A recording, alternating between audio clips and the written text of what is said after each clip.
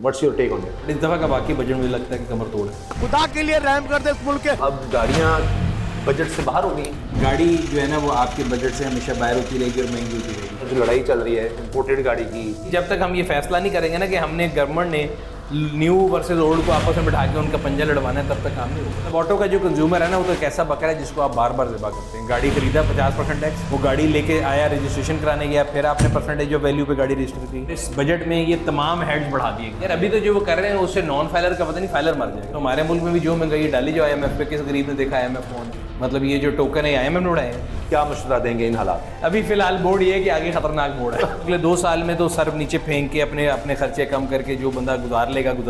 बहुत से लोग एग्जिट कर जाएंगे। अब देखते हैं कि इनकी ये प्रेडिक्शन 1.5-2 साल वाली कितनी सही साबित होती है। बाबा जोशी, सुनील, सलमान, बंगाली बोर्ड डालेंगे सर, ये काम भी शुरू कर इधर बोर्ड लगा देते पीछे। बिस्मिल्लाहिर्रहमानिर्रहीम, अस्सलाम वालेकुम। सुनील मंज भाई के पास एक दफ़ा फिर हम आ चुके हैं और पिछली वीडियो की खिड़की तोड़ कामयाबी के बाद हमने कहा कि अब आपने वर्ड निकाला खिड़की तोड़। ये फिल्मों के लिए हुआ करता था ना, तो इसलिए शुक्र है रोक दिया। पंजाबी फिल्म में तो पलंग तोड़ भी होता था। खिड़की तोड़ में रुकना बेहतर है। अच्छा, पहले तो आपको एक बड़ी ज़बरदस्त मुबारकबाद माशाल्लाह हज की, अल्लाह ताला कबूल फरमाए। और उसके बाद हमारी पहली मुलाकात है तो मुझे बड़ा अच्छा लग रहा है। बड़ी मेहरबानी। तो वो एक स्पिरिचुअल फीलिंग ज़्यादा आ रही है, शुआएं आ रही है मेरे साथ अल्हम्दुलिल्लाह। और स्टाइल भी चेंज हो गया। स्टाइल हाँ, अल्लाह ये भी का अच्छा लग रहा है। हाँ, अल्लाह का शुक्र सर, अल्लाह ने दिए थे, अल्लाह की राह में दे दिए, दोबारा आ जाएंगे, अल्लाह खैर करेंगे। अच्छा सर, सबसे पहले तो हम बात करेंगे बजट की, फिर गाड़ियों की भी। तो अब गाड़ियाँ बजट से बाहर हो गई हैं। गाड़ियाँ हाँ जी बजट से बाहर हो गई। और मैं हमेशा ये कहता हूँ कि every passing day cars will increase in price. लोग पूछते हैं जी गाड़ी कब सस्ती होगी। मैं हमेशा बताता हूँ कि मैं कोई सियासतदान नहीं हूँ, मैंने इलेक्शन नहीं लड़ना कि मैं आपको झूठे वादे करूँ और आपको लारे लगाऊँ। गाड़ी जो है ना वो आपके बजट से हमेशा बाहर होती रहेगी और महंगी होती रहेगी। और इस बजट में भी यही हुआ है कि इम्पोर्टेड गाड़ियों को जो है मज़ीद महंगा कर दिया गया है। मतलब अगर हम 2 डिवाइड करते हैं, एक इलेक्ट्रिक है और एक है नॉर्मल गाड़ी। जो इलेक्ट्रिक इम्पोर्टेड गाड़ी है उसके ऊपर ड्यूटी बढ़ा दी गई है, जो पहले आपने रिलैक्सेशन दी हुई थी तो सब मिले वो तकरीबन डबल हो गई है। और नॉन इलेक्ट्रिक में जो आपके हायर CC क्लास हैं उनके ऊपर रेगुलेटरी ड्यूटी RD और बढ़ा दी गई है। तो इम्पोर्टेड तो महंगी हो ही गई है। फिर इम्पोर्टेड गाड़ियों में जो हाइब्रिड गाड़ियाँ होती थी उनके ऊपर एक टैक्स हॉलीडे दी गया था कि भाई हाइब्रिड गाड़ियों को सपोर्ट किया जाए, वो भी ख़त्म कर दी गई है। Which does make sense because local hybrid आना शुरू हो गई हैं। क्रॉस, जूलियन, H6, सेंटा फे, 4 हाइब्रिड गाड़ियाँ लॉन्च हो गई हैं। तो अगर आप इंपोर्टेड सस्ती लाते रहेंगे तो लोकल कोई नहीं रहेगा। तो ये हुआ इंपोर्टेड में। लोकल में बजट के साथ ज़्यादा छेड़ाछाड़ी नहीं की सवाए विद होल्डिंग टैक्स। जब आप गाड़ी खरीदते हैं तो एक विद होल्डिंग टैक्स था। वो विद होल्डिंग टैक्स होता था कि जी CC वाइज कि 1000 CC के ऊपर 50,000, 10,000 और 20,000 है, 1000 CC से ऊपर 50,000 और लाख है, उससे ऊपर वाली पे लाख और 3 लाख। फाइलर नॉन फाइलर की मैं बात कर रहा हूँ, वो फिक्स था CC वाइज। उन्होंने कहा जी वो भी फिक्स नहीं है, वो अब वेरिएबल है और वो वैल्यू ऑफ द कार पे होगा। तो हर गाड़ी के ऊपर जो आप विद होल्डिंग टैक्स दे के आते हैं वो समझे में बढ़ गया और गाड़ी की प्राइस पर चला गया, इंजन पे नहीं। हाँ जी, इंजन की स्पेसिफिकेशन पे नहीं होगा कि कितना। एग्जांपल है सिविक टर्बो छोटा इंजन था, 1500 सीसी था और as opposed to that Toyota Grandia 1800 CC था। तो टोयोटा ग्रैंडी का विद होल्डिंग टैक्स ज़्यादा था, सिविक टर्बो का कम था। अब उन्होंने कहा कि ऐसी की तैसी आ जाओ, करोड़ रुपए की सिविक है तो उसका जो 2% है 2 लाख रुपए उसका विद होल्डिंग है। वो नीचे है वो 80 लाख की है तो उसका 1,60,000 है। तो with holding tax is a function of the price of car. ये जो टैक्सेस वगैरह बड़े हैं गाड़ियों पर, आपके ख्याल से कहीं गवर्नमेंट कोई कम कर सकती थी कुछ टैक्स? यार कम कर सकती थी लेकिन किया कोई नहीं। इन एसेस में आपको बता दूं कोई भी ऐसा बंदा नहीं है जिसके लिए टैक्स कम हुआ हो। ऐसे ज़रूर है जिनके लिए ज़्यादा हुआ हो, कम वाली कोई चक्कर नहीं है। कम करने को तो कहीं भी कम कर सकती है। मतलब टैक्स 3-4 नहीं 5-6 किस्म के हैं। एक गाड़ी लेते हुए टैक्स आया जो मैंने आपको बताया, जब आप गाड़ी लेते हैं उसमें विद होल्डिंग टैक्स, CVT, तो फलाना इंपोर्ट होती है उसकी किट, उस पर भी टैक्स। तो डायरेक्टली और इनडायरेक्टली 50% जो है ना गाड़ी की प्राइस में टैक्स है। करोड़ की गाड़ी है 50 लाख टैक्स है। हाँ, मैंने और आपने फॉर श्योर अपने गाली देनी है कि होंडा बड़ी महंगी हो गई। तो वो 50 लाख रुपए बेचारे होंडा के पास जाते हैं, 50 लाख गवर्नमेंट के पास जाता है। जो हम करोड़ की गाड़ी ले रहे हैं एक्चुअली वो 50 लाख की। किसी भी गाड़ी के अंदर मोर देन 50 है। मैं आपको बता रहा हूँ 52 भी हो सकता है। मिनिमम 50% टैक्सेस है डायरेक्ट और इनडायरेक्ट। फिर हम गालियाँ देते हैं जी गाड़ी में ये भी नहीं है वो भी नहीं है, देखो इतने पैसे देकर भी ये चीज़ें नहीं मिल रही। तो फिर इंपोर्ट गाड़ी कर लें। इंपोर्ट के ऊपर 450% ड्यूटी है, उधर कौन सा काम है? तो ये जो मैं आपसे अर्ज कर रहा था, जो लड़ाई चल रही है इंपोर्टेड गाड़ी की, यूज्ड और लोकल मैन्युफैक्चरर्स की, हमेशा चलती है। बचपन से मैं देखता आ रहा हूँ, हर साल बजट से पहले शुतुरमुर्ग लड़ाई होती है। लोकल वर्सेस इम्पोर्टेड होना क्या चाहिए लोकल, यार ये दोनों कंपटीशन साथ चलना चाहिए कि थोड़ी बहुत बाहर से आ गई या लोकल इंडस्ट्री चले, क्या करें, दोनों आपस में खींच रहे होते हैं जी। हम क्वालिटी की गाड़ी बाहर से आ जाती है उतने पैसों में, यहाँ पाकिस्तान में वैसी गाड़ी नहीं मिलती। सर ये जो लड़ाई है इसी की वजह से हमारी ऑटो इंडस्ट्री आज जहाँ पे है वहाँ पे है। आप और मैं तकरीबन एक उम्र के ही हैं। 90s में हम इंडियन मूवीज़ देखते थे तो उसमें एक गाड़ी होती थी उनकी, वो एम्बेसडर साबुनदानी टाइप। जी जी। हमारी मूवीज़ देख लें उसमें लैंड क्रूज़र, पिजारो और पता नहीं क्या क्या। और अब मुझे याद है हमारे जितने थे हम कहते हैं इंडिया में तो गाड़ी कोई नहीं है। उनके प्राइम मिनिस्टर के पास भी वही होती थी। ठीक है। 90s में हमारे मुल्क में BMW भी इंपोर्ट होती थी, मर्सिडीज़ के भी ऑफिशियल डीलर थे, BMW थे, इंडिया में कोई नहीं था। उन्होंने डिसाइड किया कि यार हमने इस रूट जाना है, हम यही जंग लड़ते रहे seesaw, imported local, imported local, imported local. आज भी लड़ रहे हैं। हाँ जी। उनको देख लें वो आज कहाँ पे हैं। अब एक्सपोर्ट करने पे आगे हर दुनिया का ब्रांड उनके मुल्क में बनता है जी, क्योंकि उन्होंने अपनी इंडस्ट्री को प्रोटेक्शन दी। उन्होंने बंद कर दिया। उन्होंने कहा जिसने गाड़ी लेके आनी है वो लेके नहीं आता, इधर बनाएगा। महंगी बनेगी, पहले दिन महंगी बनेगी, दूसरे दिन लोकलाइज करेगा, तीसरे दिन मास्टर होगा, चौथे दिन एक्सपोर्ट करेगा। हम आज तक वो पहला दिन हमने आने नहीं दिया। हमारी जो पॉलिसियाँ हर साल चेंज होती है ना। मुशर्रफ साहब आए, उन्होंने कहा जी 10 साल की इंपोर्ट खोल दो, लोगों को खुश कर दो, रेफरेंडम होने दो, ऐशी कर दो। वो 10 साल लोगों ने 10-10 पुरानी साल गाड़ियाँ मंगाई, भर गई गाड़ियाँ। आपको याद होगी 2006-05 में बहुत गाड़ी आई। तो लोकल इंडस्ट्री कहाँ पे स्टैंड करती है? उस टाइम पे वो 10 साल का बच्चा था, 95 में इंडस्ट्री शुरू हुई। 3 कंपनियाँ थी, होंडा, सुजुकी, टोयोटा। 92-93 में सिविक आई, करोला आई, उससे पहले सुजुकी। 3 कंपनियाँ थी ना जी जी। तो वो ऐसा इन्फेंट है जो बड़ा नहीं हो सका। जब वो खड़ा होकर चलने लगता था, उसकी वॉकर की बारी आते थे, आप इंपोर्टेड गाड़ियाँ खोल देते थे। आज भी हमने वो सफर शुरू नहीं किया। कहाँ किया? अगर सफर शुरू किया होता तो फिर वो लड़ाई क्यों हो रही होती हर साल बजट से? नहीं, अभी ये हुंडई आ गई जी, वो चुंगान आ गई, दीगर बड़ी कंपनियां 13 आई है ना। तो जब ऑटो इंडस्ट्री को जो आपने पहली ऑटो पॉलिसी दी, उसमें उनको कहा कि जी हम आपको लेवल प्लेइंग फील्ड देंगे, आपको करने देंगे, ये करने देंगे। तो उसके बाद फिर आहिस्ता आहिस्ता आपने देखा इंपोर्टेड गाड़ी पे सख्ती होनी शुरू हुई ना। अब ये इस दफ़ा जब बजट में भी देख लें, लोकल वालों ने हाइब्रिड बुलाई तो उन्होंने इंपोर्टेड हाइब्रिड बंद कर दी ना। तो अब हम फाइनली जो 16 की ऑटो पॉलिसी थी ना, तो 8 साल हो गए हम एक जो है ना तसलसल में आना शुरू हुए हैं। जो हमने उनसे प्रॉमिस किए थे वो पूरे करने शुरू किए और उसके आपको बेनिफिट्स नज़र आ रहे हैं। पहले पाकिस्तान में आप गाड़ी लेते थे उसमें लेफ्ट साइड का शीशा नहीं होता था, उसमें सीट बेल्ट नहीं होती थी। नहीं होती। अब हर गाड़ी के अंदर आपको panoramic roof, double air bag option आ रही है ना। आ रही ये किसका रिजल्ट है? कंपटीशन का रिजल्ट है। तो आहिस्ता आहिस्ता हम उधर आ रहे हैं। लेकिन जब तक हम ये फैसला नहीं करेंगे ना कि हमने गवर्नमेंट ने न्यू वर्सेस ओल्ड को आपस में बिठा के उनका पंजा लड़वाना है, तब तक काम नहीं होगा। This is not the way. आप गवर्नमेंट है ना, आपने न्यू कार मैन्युफैक्चरर को बाउंड करना है, आप उसको अपने उन पे बाउंड करें ना। आप अगले को बिठा के उसको काना क्यों करते हैं? There is no comparison. Pakistan में कोई यूज गाड़ी लीगली इंपोर्ट हो ही नहीं सकती। There is no policy of importing a used car in Pakistan. तो ये गाड़ियां आ रही वो हैं। गाड़ियां एक्सपर्ट को भाई ऑप्शन मिली हुई है। आपका भाई मुल्क से बाहर मजदूरी कर रहा है, वो ज़र मुबादला भेजता है, उसको ऑप्शन है कि वो आपको गिफ्ट भेजे। वो एक बंदा है वो ट्रांसफर ऑफ रेजिडेंस लेके आ रहा है, एक बंदा बैगरी लेके आ रहा है। 3 स्कीम के तहत आती है। मैं और आप बैठ के तो यूज इंपोर्ट गाड़ी कर ही नहीं सकते। तो क्यों हर दफ़ा एक सिलेक्टेड बंदे, मतलब एक है ही नहीं, उसको क्यों बिठाना है एक इंडस्ट्री के सामने? टेक्सटाइल से के बाद मेरा ख्याल है टेक्सटाइल इंडस्ट्री बड़ी लोग कहते थे ना, ऑटो इंडस्ट्री सबसे बड़ा टैक्स पेयर। तो आप उनको क्यों लड़ा क्यों रहे हैं? मेरी आप मतलब अंडरटेकर से रेसलिंग कराने को सेंस बनती है? ये लूप होल जानबूझ के छोड़ देते हैं कि भाई इस तरह आ जाए। लूप होल नहीं छोड़ते, ये पब्लिक शेमिंग की जाती है। और हर दफ़ा लोकल इंडस्ट्री को आप देखेंगे ना, जब लोकल इंडस्ट्री वर्सेस ये इंपोर्टेड की बहस हर साल होती है। जी। आप मुझे बता रहे थे कि भाई कुछ शो हुआ, ये एक नहीं हुआ होगा, ये कह कला के कई शो किए जाते हैं। और दोनों तरफ के पावर ग्रुप्स अपने अपने मसल यूज़ करते हैं कि जी हमने पब्लिसाइज करना है। आप अखबार में इश्तिहार भी देखते होंगे, पहले दिन आता था Pakistani car full of Japanese junk, वो मैं देता हूँ, वो ऑटो इंडस्ट्री वाले देते हैं। उधर जैपनीज जो इंपोर्टेड गाड़ी वाले हैं वो कहेंगे कि ये तो प्रोड्यूसर ही नहीं है, ये तो मैन्युफैक्चरर ही नहीं है, ये तो पेज जोड़ते हैं। हाँ। ये असेंबलर हैं। असेंबलर वो ये लड़ाई भी आपको चैनल पे नजर आएगी, असेंबलर वर्सेस मैन्युफैक्चरर की। तो ये मैं बता रहा हूँ, दाढ़ी चिट्टी होगी देख देख के ये लड़ाई चलती है, हर साल चलती है।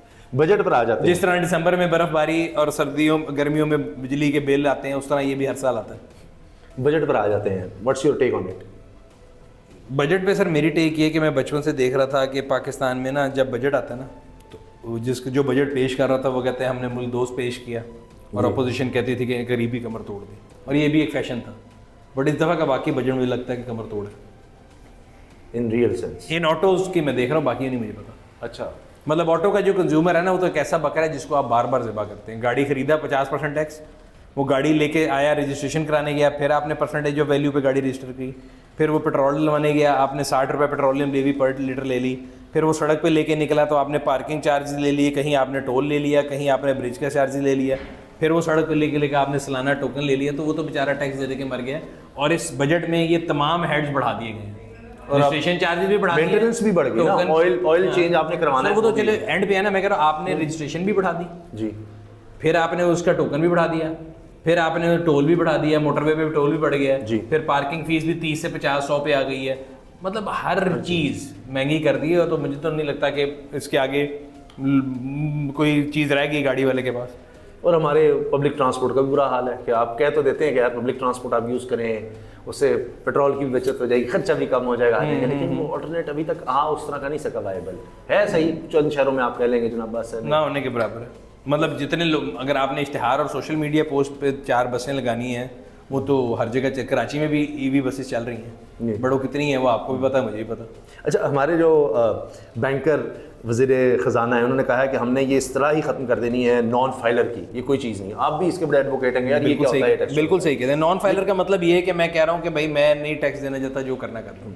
आपको लगता है इससे खत्म हो गया? वो कह रहे हैं जी जो प्रॉपर्टी खरीदेगा, हम नॉन फाइलर के लिए हमने पेनल्टी बढ़ा दी है, गाड़ी के लिए बढ़ा यार अभी तो जो वो कर रहे हैं उससे नॉन फाइलर का पता नहीं, फाइलर मर जाएगा।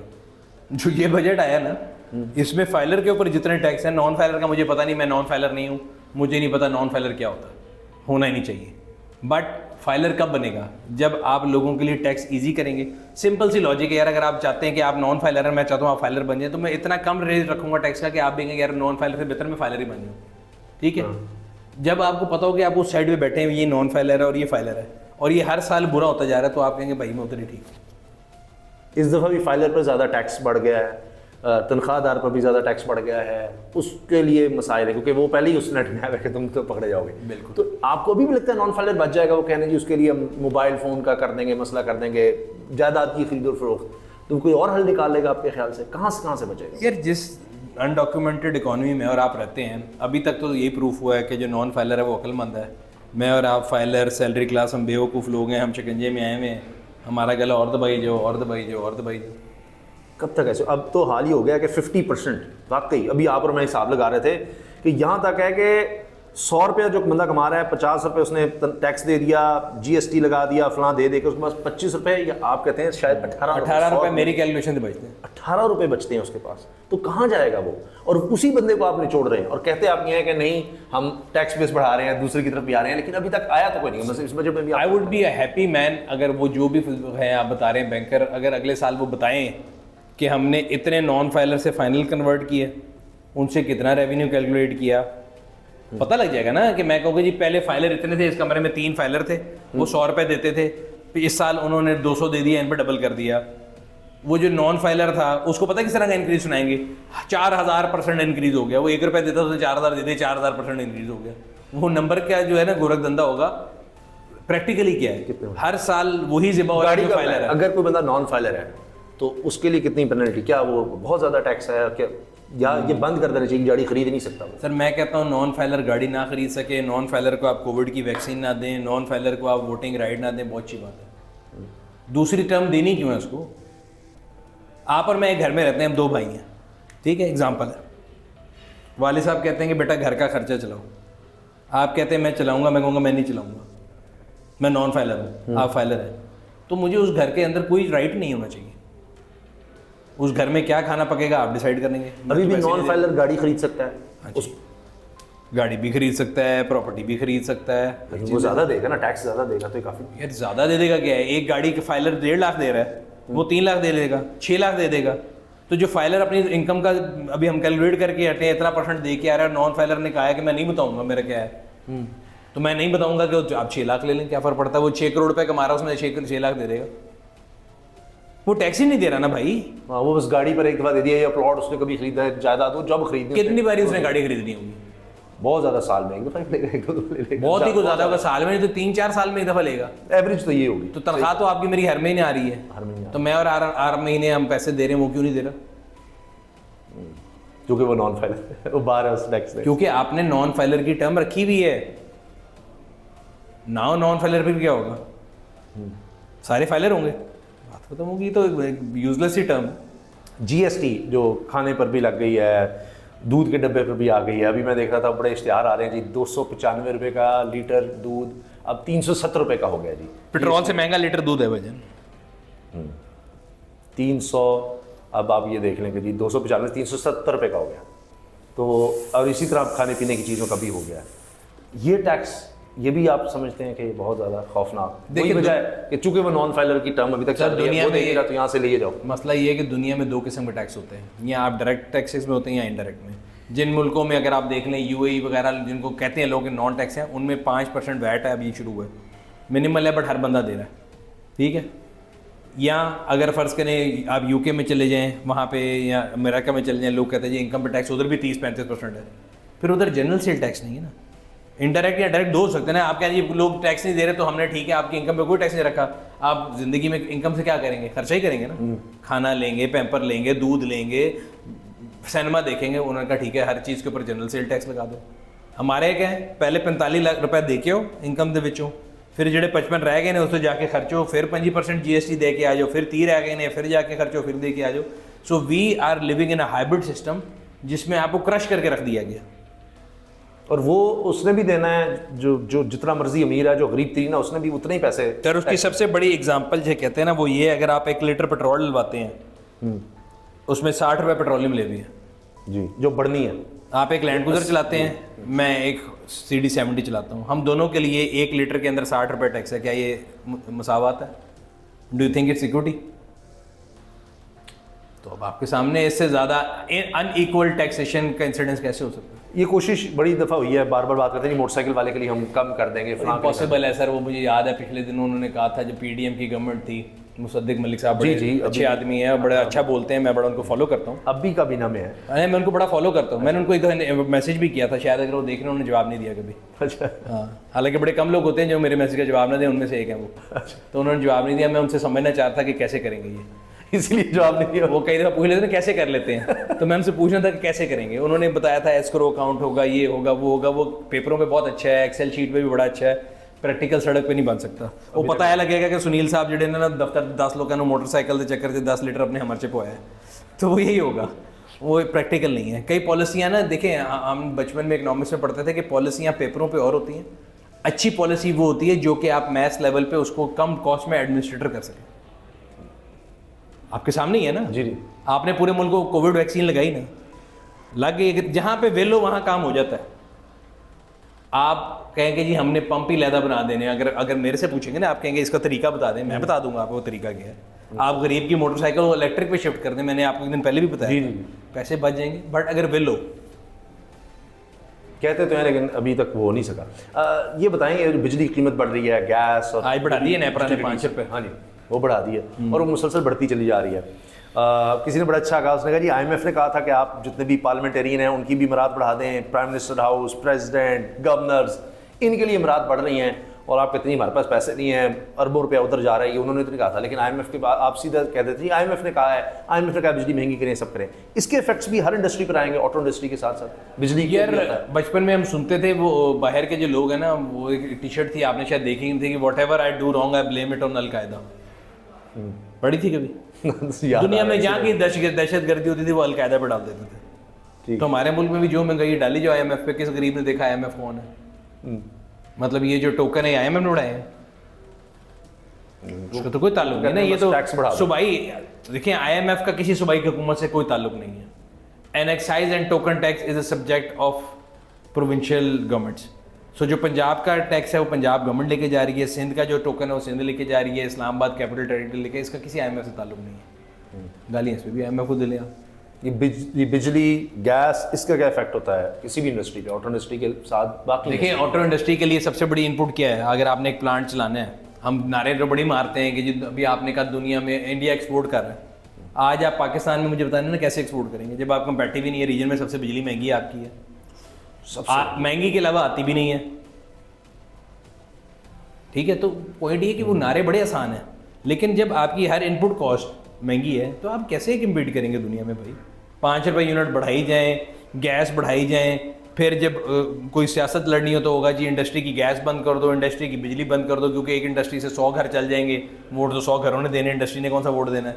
तो फिर ये सारा कुछ भी चलेगा तो कैसे आप कम्पीट करेंगे? आपके लिए फिर मजे की बात, सॉरी आपकी बात काट रहा हूँ, फिर दिसंबर में याद आएगा कि जी फैक्ट्रियाँ बंद कर देनी, स्मॉग इमरजेंसी है। तो दिसंबर में फैक्ट्री बंद करके बाहर ऑर्डर कैसे डिलीवर करेंगे एक्सपोर्ट का?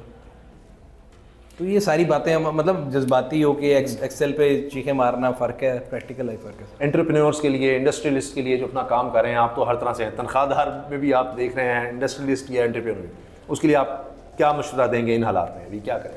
सर मुझे ये लगता है कि ये वही टफ हालात है कि हर बिजनेस कभी पैसे बनाता है, कभी नुकसान करता है, और कभी उसको नज़र आ रहा होता है कि यार मैं अभी आज नुकसान कर लूँगा, अगर सर्वाइव कर गया तो पैसे बना लूँगा।